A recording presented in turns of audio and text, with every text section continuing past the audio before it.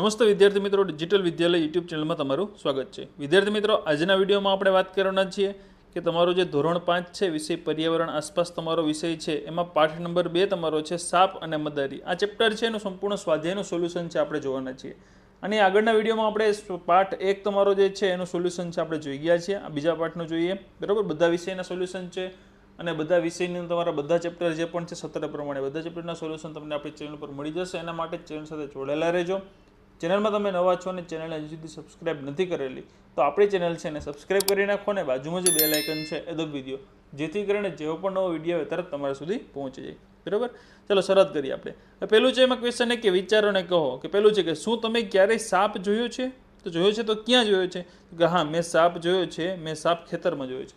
તમે કદાચ આજુબાજુમાં ક્યાંય જોયો હોય, તમારે જે પણ જગ્યાએ તમે લખી શકો, હા મેં જોયો છે, મેં આ જગ્યાએ જોયો છે, ખેતરમાં ઘરની બાજુમાં જોયો છે, અથવા ઘરમાં પણ જોયો છે, બરોબર.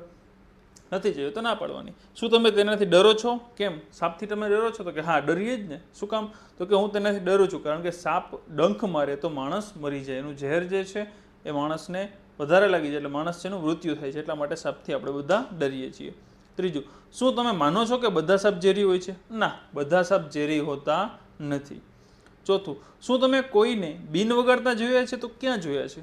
તો કે હા, અમે બિન વગાડતા કોને? તો કે મદારીને બિન વગાડતા જોયો છે. એ અમારી શેરીમાં ખેલ બતાવવા આવ્યો હતો, બરોબર.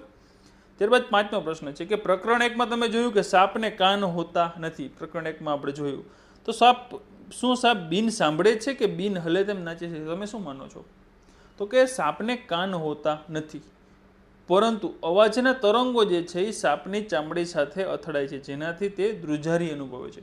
એને કાન નથી હોતા, પણ જે આપણા અવાજ હોય એની ફ્રિકવન્સી એટલે કે એના તરંગ જે હોય અવાજના, એ તરંગ છે એ સીધા એના ચામડી સાથે સ્પર્શ થાય છે, શરીર સાથે સ્પર્શ થાય છે, એટલે ધ્રુજારી અનુભવે છે. એને અનુભવ થાય છે, આભાસ થાય છે કે અહીંયા કંઈક થાય છે, કંઈક વાગે છે.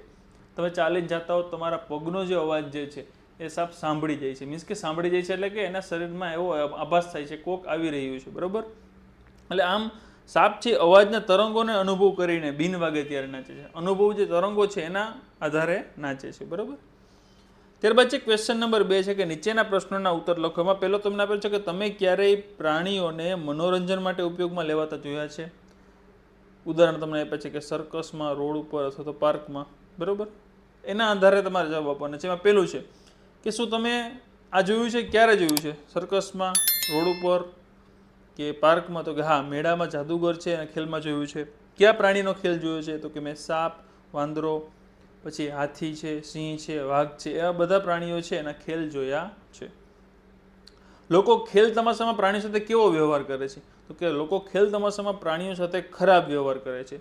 જેમ કે વાઘ સિંહને ચાબુક મારવાથી, હાથીને માથામાં ભાગ પર મારવું વગેરે, જેથી કરીને પોતાનું જે કામ હોય એ થાય, એક્શન તો કરે, બરોબર. એટલે પ્રાણીઓ સાથે ખરાબ વ્યવહાર કરે છે. ત્રીજું, કોઈ પ્રાણીને ખીજવતું હતું? કેવી રીતે?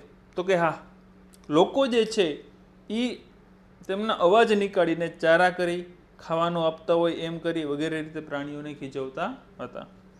ચોથું, ખેલ જોયા પછી તમારા મનમાં કેવા પ્રશ્નો થયા? તમને જે થાય એ લખો ને, એવું નથી ફરજિયાત અહીંયા મેં લખ્યું એ જ લખવાનું. તમને એમ થાય કે આ પ્રશ્ન થયો, બરોબર, બીજી કોઈ રીતે હેરાન કરે છે, તમે તમારી રીતે અહીંયા લખી શકો કે ખેલ જોયા પછી મારા મનમાં થયું કે તમને એમના ઘરે જવા દેતા હશે કે નહીં જવા દેતા હોય, બરોબર.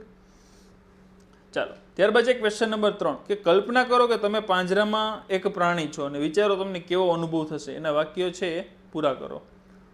હું ડરું છું જ્યારે કે પ્રાણી સંગ્રહાલયના લોકો મને મારે છે અને મને પિંજરામાં પૂરી દે છે, બરોબર.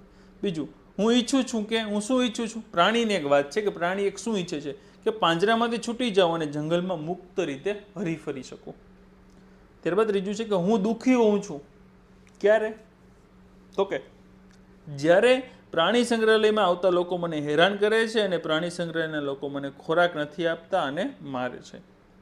ત્યારબાદ ચોથું છે કે જો મને તક મળે તો હું આ પ્રાણી સંગ્રહાલયમાંથી ભાગીને દૂર દૂર સુધી જતો રહું, બરોબર. પાંચમું છે કે મને તે જરાય પસંદ નથી જ્યારે મારા આરામ કરવાના સમયે લોકો મને અવાજ કરીને કે પથ્થર ફેંકીને હેરાન કરે છે, બરોબર. એટલે કદાચ કોઈ મુલાકાતે ગયા હોય પ્રાણી સંગ્રહાલયની તો ખોટી રીતે પ્રાણીઓને હેરાન કરવા નહીં, અને નિહાળીને આપણે આગળ ત્યાંથી વધી જવું. ત્યાર પછી ક્વેશ્ચન નંબર 4 કે નીચેના પ્રશ્નોના જવાબો. એમાં પહેલું છે કે શું તમે ઝેરી સાપના નામ જાણો છો? ક્યાં ક્યાં છે? તો કે 4 પ્રકારના ઝેરી સાપ હોય છે. કોબ્રા નાગ છે, સ્કેલ છે, વાઇપર છે, ફુરસો છે. આ પ્રકારના છે એ ઝેરી સાપ છે. આ સિવાય તમે જાણીતા બીજા 4 સાપના નામ આપો. તો કે ચિત્તર છે, કેટ છે, ભૂમફોડી છે અને કોર્ન સ્નેક છે. આ 4 બીજા નામ છે. તમને કોઈ આવડતા હોય નવા નામ તો એ પણ તમે અહીંયા લખી શકો. બીજા ઘણા બધા સાપ છે, એવું નથી, 4 જ છે. તમને જે પણ સાપના નામ આવડે એ સાપના નામ તમે અહીંયા લખી શકો છો. ત્રીજું, મદારીની જેમ ક્યાં લોકો પોતાના ગુજરાન માટે પ્રાણીઓ પર નિર્ભર છે? તો કે મદારીની જેમ બીજા લોકોમાં સર્કસ દેખાડવાવાળા લોકો છે, પશુપાલક જેવા ગુજરાન માટે પ્રાણીઓ પર નિર્ભર છે. અહીંયા ગુજરાતની જગ્યાએ શું આવે? ગુજરાનનો. બરાબર, ગુજરાન માટે પ્રાણીઓ પર નિર્ભર છે. પશુપાલક હોય કે જેમ કે ગાય ભેંસ છે એનો દૂધ વેચી ધંધો કરતા હોય તો ગાય ઉપર ભેંસ ઉપર નિર્ભર હોય.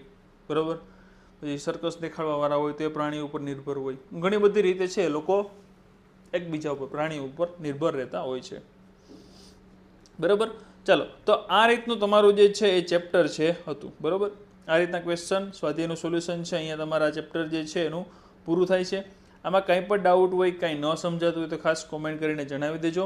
બરાબર, અને વિડીયો છે ને ખાસ તમે તમારા બધા મિત્રોને શેર કરવાનો છે જેથી એને પણ સંપૂર્ણ સ્વાધ્યાયનું સોલ્યુશન છે સમજૂતી સાથે મળી જાય. બરાબર, કાંઈ ડાઉટ હોય, કાંઈ ન સમજાતું હોય તો ખાસ કોમેન્ટ બોક્સ એમાં કોમેન્ટ કરીને જણાવી દેજો. અને ચેનલમાં તમે નવા છો અને ચેનલને સબસ્ક્રાઇબ નથી કરેલી તો આપણી ચેનલ છે ને અત્યારે જ સબસ્ક્રાઇબ કરી નાખો અને બાજુમાં જે બેલ આઇકન છે એ દબાવી દો જેથી કરીને જેવો પણ નવો વિડીયો આવે તરત તમારા સુધી પહોંચી જાય. ચાલો મિત્રો, મળીએ આપણે નવા વિડીયોમાં. ત્યાં સુધી આવજો મિત્રો. જય હિન્દ, જય ભારત.